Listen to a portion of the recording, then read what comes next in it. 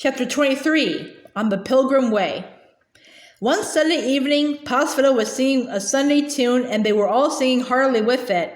When cheerful we meet in our pleasant home, and the song of joy is swelling, do we pause to think of the tears that flow in sorrow's lonely dwelling? Let us lend a hand. The fiddle stopped suddenly. Outdoors a strong voice was singing, to those who are faint and weary, let us lend a hand to those on the pilgrim way. The fiddle squawked in amazement as Pa dropped it on the table and hurried to the door. The colt burst in and the door slammed behind him. Outside it, there was an outburst of voices. Then the door flung open and two snowy men stumbled in while Pa said behind them, "I'll see to putting up your team. Be with you right away." One of the men was tall and thin. Between his cap and muffler, Laura saw blue, kind eyes. Before she saw what she was doing, she heard herself screaming, "Reverend Alden! Reverend Alden!" "Not Brother Alden!" Ma exclaimed. "Why, Brother Alden!" He had taken off his cap, and now they could all see his pleasant eyes and his dark brown hair. "We are pleased to see you, Brother Alden," Ma said. "Come to the fire. This is a surprise." "You are no more surprised than I am, Sister Ingalls," said the Reverend Alden. "I left you folks settled on Plum Creek. I had no idea you were way out west.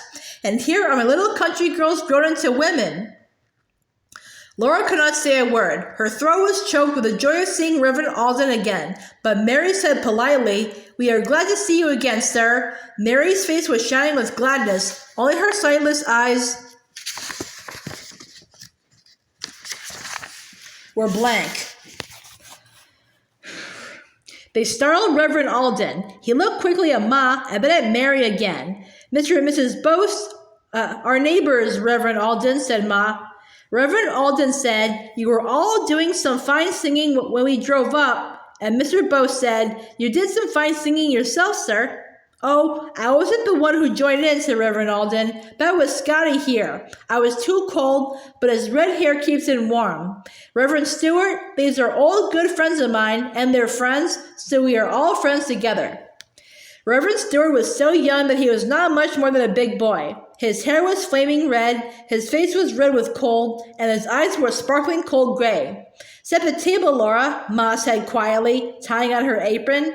Mrs. Bose put on an apron too, and they were all busy poking up the fire, setting the kettle to boil for tea, making biscuits, frying potatoes, while Mr. Bose talked to the visitors who stood in the way, thawing themselves by the stove. Pa came from the stable with two more men who owned the team. They were homesteaders, going out to settle on the Jim River. Laura heard Reverend Alden say, "We too are just passengers. We hear there's a settlement on the Jim, a town named Huron. The whole missionary society sent us out to look over the ground and make ready to start a church fair." "I guess there's a town site marked out on the railroad grade," said Pa, "but I never heard of any building there except a saloon." "All the more reason we should get a church started," Reverend Alden answered cheerfully. After the travelers had eaten supper, he came to the door of the pantry where Ma and Laura went washing the dishes. He thanked Ma for the good supper, and then he said, "I am sorry indeed, Sister Ingalls, to see the affliction that has come to Mary." "Yes, Brother Alden," Ma answered sadly. "Sometimes it is hard to be resigned to God's will. We all had scarlet fever in our place on Plum Creek, and for a while it was hard to get along. But I'm thankful that all the children were spared to us.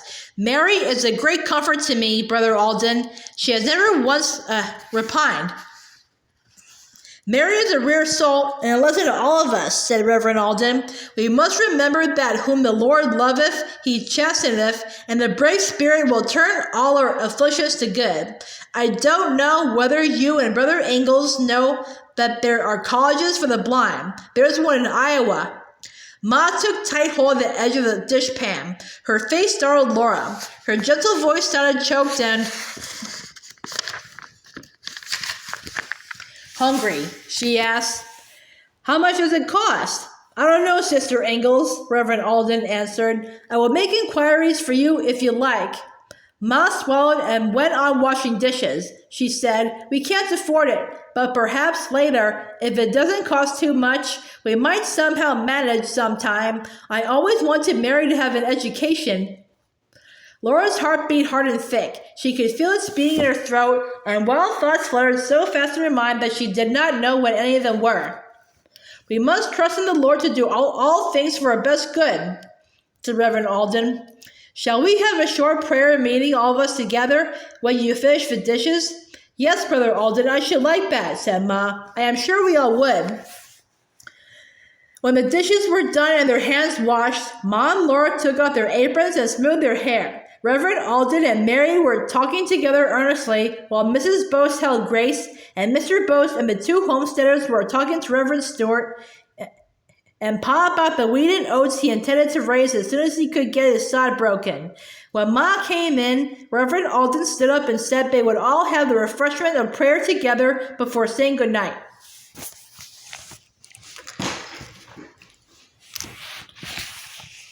They all knelt down by their chairs, and Reverend Alden asked God, who knew their hearts and their secret thoughts, to look down on them there and to forgive their sins and help them to do right. A quietness was in the room while he spoke.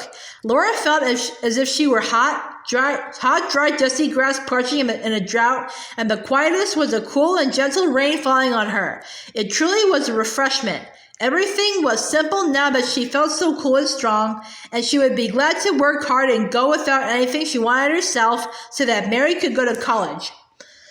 But Mr. and Mrs. Bose thanked Brother Alden and went home, and Laura and Carrie brought Carrie's bed downstairs. Ma made it down on the floor by the stove.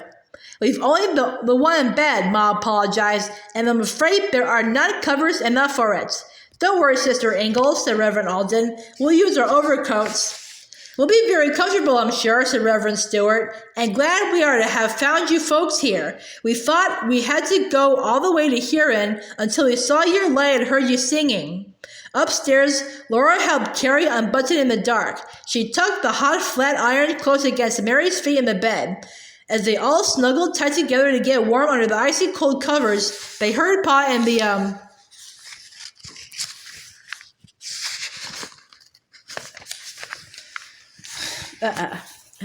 travelers still talking and laughing around the fire. "Laura," Mary whispered, "Reverend Alden told me there are colleges for blind people." "What for blind people?" Carrie whispered. "Colleges," whispered Laura, "where they get college educations." "How can they?" Carrie asked. I thought you had to read, to study." "I don't know," Mary said. "Anyway, I couldn't go. It must cost something. I don't suppose there's any chance I could."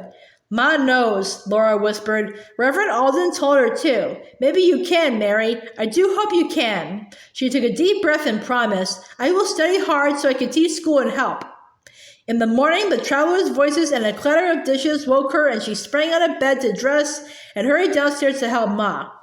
Outdoors was crisp and cold. Sunshine glided the frosty windows, and in the house everyone was hearty and cheerful. How the travelers did enjoy that breakfast! They praised everything they ate. The biscuits were light and flaky, the fried potatoes were brown and finely hashed, the slices of fat pork were thin and crisp, and the gravy was smooth and brown and creamy.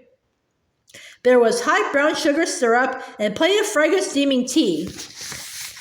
"This meat is delicious," Reverend Stewart said. "I know it is just fat salt pork, but I never tasted any like it. Would you tell me how you cook it, Sister Ingalls?" Ma was surprised, and Reverend Alden explained, "Scotty's going to stay out here in this missionary field. I've only come out to get him started. He'll be balking and doing his own cooking." "Do you know how to cook, Brother Stewart?"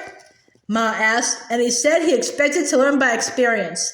He had brought supplies: beans, flour, salt, tea, and salt pork.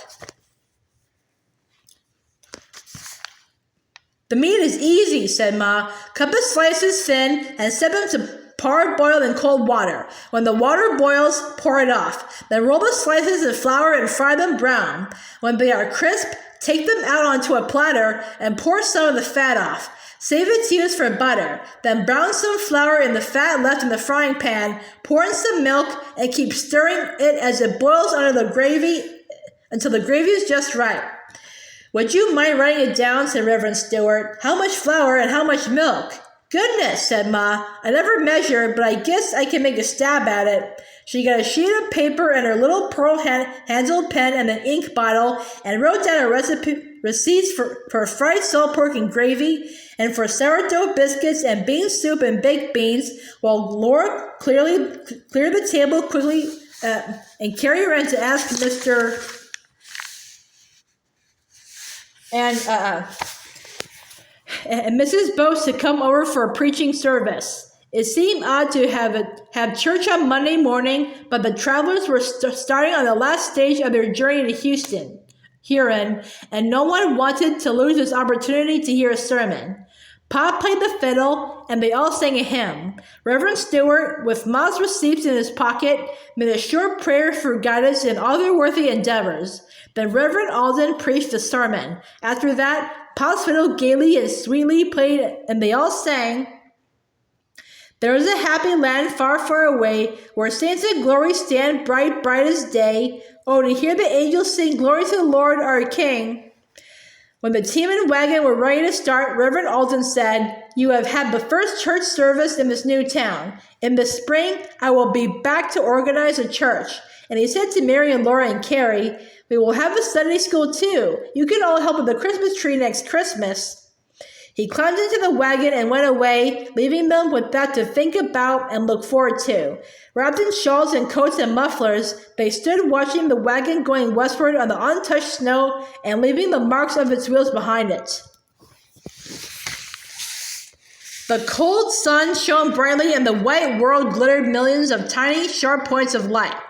"Well," Mrs. Bose said through a fold of shawl drawn across her mouth, "it's nice to have had the first church service here." "What is the name of the town that's going to be here?" Carrie asked. "It doesn't have a name yet, does it, Pa?" said Laura. "Yes," Pa answered. "It's DeSmet. It's named for a French priest who came pioneering out here in the early days." They went into the warm house. "That poor boy will ruin his health most likely," said Ma. "Balking all by himself and trying to live on his own cooking." She meant Reverend Stewart. "He's Scotch," said Pa, as if that meant that he would be all right. "What did I tell you, Ingalls, about the spring rush?" said Mr. Bose. "2 homesteaders in here already, and March hardly begun." "That struck me too," said Pa. "I'm making tracks for Brookins tomorrow morning, rain or shine."